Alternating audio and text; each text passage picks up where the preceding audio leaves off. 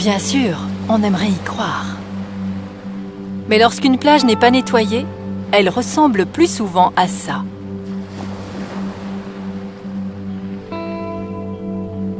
Tout objet abandonné est considéré comme un déchet. Ces déchets, issus de l'activité humaine, peuvent être traités par enfouissement, incinération ou recyclage. Malgré tout, une part importante échappe à ces filières et se retrouve dans la nature. La plupart de ces déchets va s'accumuler dans nos cours d'eau, nos océans et sur nos littoraux. On les appelle les déchets aquatiques.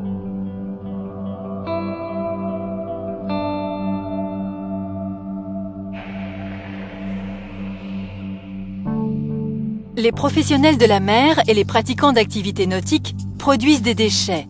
Que ce soit volontaire ou accidentel, certains se retrouvent dans les océans. Ces activités contribuent ainsi pour 10% à la pollution en déchets aquatiques. Ce pique-nique laissera-t-il des traces ? 10% des futurs déchets aquatiques sont abandonnés par l'homme directement sur la plage. D'où viennent alors les 80% restants ? Le Programme des Nations Unies pour l'environnement révèle que 80% des déchets retrouvés sur nos côtes et dans la mer proviennent de l'intérieur des terres. Ils sont jetés en amont et sont transportés par le vent, la pluie, les cours d'eau et finissent leur périple dans nos océans. On retrouve de tout. 25% des déchets aquatiques sont constitués de verre, de ferraille, de carton, de papier ou encore de textile. Mais le champion de toute catégorie est incontestablement le plastique, qui représente à lui seul 75% des déchets. Le plastique est un véritable fléau. D'ailleurs, depuis peu, on retrouve de petits cylindres de plastique que la marée dépose aux côtés des autres déchets. Ces petites rondelles de plastique de taille et de formes différentes sont utilisées dans les stations d'épuration pour le traitement des eaux usées. Ce sont tout simplement des supports pour les bactéries qu'on met dans les bassins des stations d'épuration qui grignotent la matière organique en suspension. Les bactéries viennent se fixer sur ces petits trous crénelés et sont ainsi plus efficaces. Ces médias filtrants sont aussi utilisés dans la pisciculture, l'agroalimentaire ou encore la papeterie. La contradiction est que ces petites rondelles servent à dépolluer l'eau. Mais elles sont parfois rejetées dans l'environnement et deviennent à leur tour une pollution.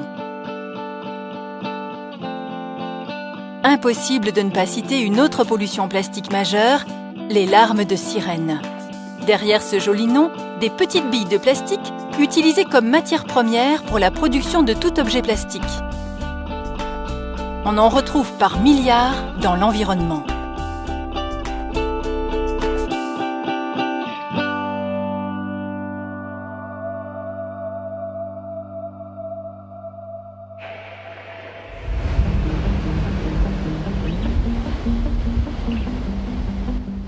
Une fois dans les océans, ces déchets aquatiques circulent avec les courants marins, le vent, les marées.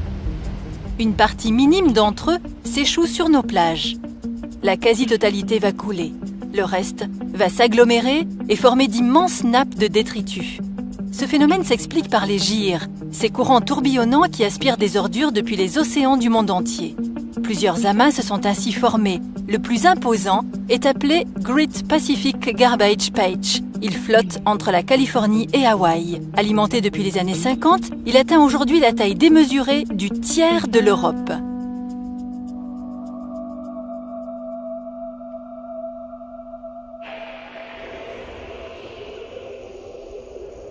Le plastique se fragmente dans l'eau, allant jusqu'à former une véritable soupe plastique. Il peut même atteindre des tailles invisibles à l'œil nu. C'est le plancton plastique. Dans certaines zones, on en trouve 6 fois plus que du plancton.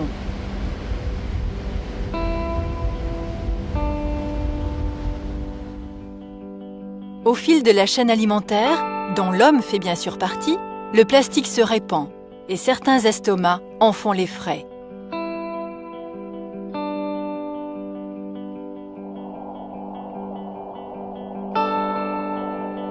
L'ingestion de déchets aquatiques tue chaque année des centaines de milliers d'animaux. Certaines espèces étant incapables de différencier ces déchets de leurs nourritures habituelles.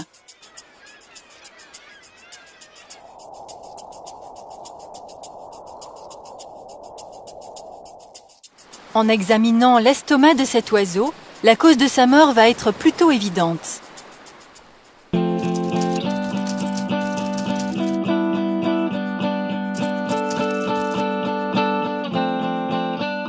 Jan van Franeker est docteur en biologie marine à l'Institut Imares.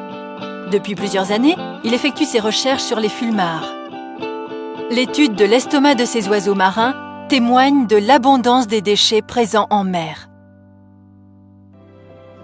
These birds seem to be flying around quite happily, but almost every one of these fulmars that you see flying around carries plastic in its stomach, carries chemicals in its tissues, and so the level of impact we have is scary.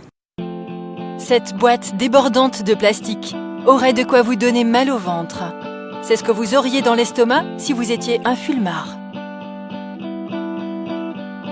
On peut être vraiment inquiet lorsque l'on voit ce que l'on peut trouver dans l'estomac de plus gros mangeurs, comme ici, dans l'estomac d'un albatros. Ce qui est frappant, c'est que ces oiseaux vivent parfois très loin des zones habitées. Mais cet albatros a tout de même ingurgité une brosse à dents, un briquet, un flotteur d'un gros filet de pêche, une balle de golf ou encore un applicateur de tampons.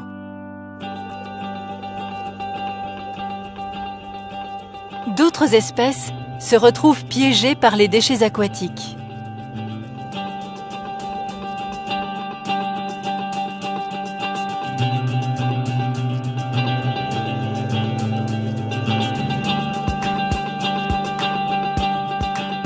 Les déchets aquatiques favorisent également le transport d'espèces invasives. Ce sont le plus souvent des algues et mollusques qui se fixent sur des déchets dérivants.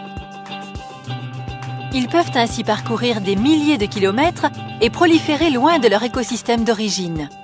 Ces espèces viennent alors parfois perturber la biodiversité locale.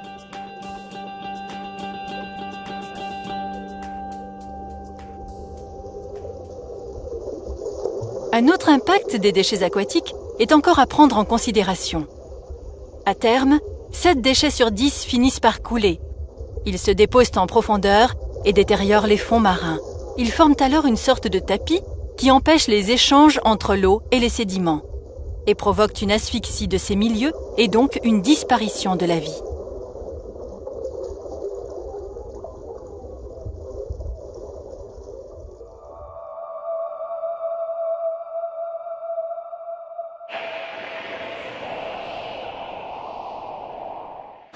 Tous les matins, c'est le même rituel.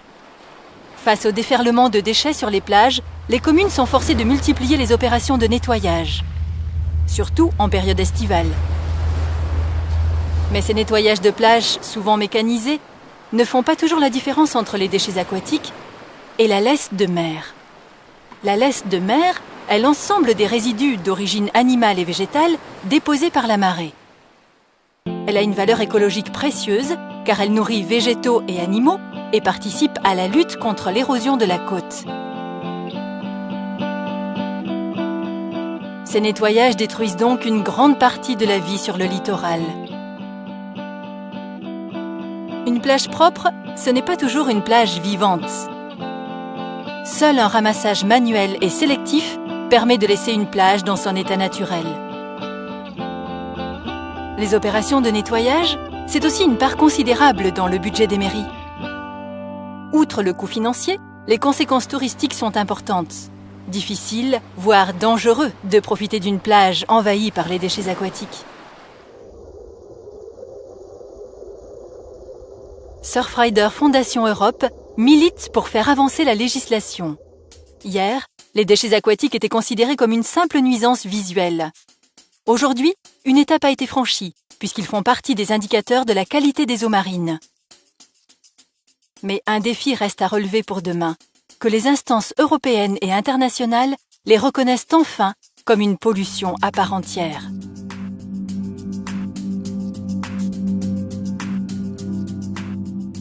Au travers de son programme, les initiatives Océane, l'association permet à des bénévoles de mener des opérations de sensibilisation et de nettoyage.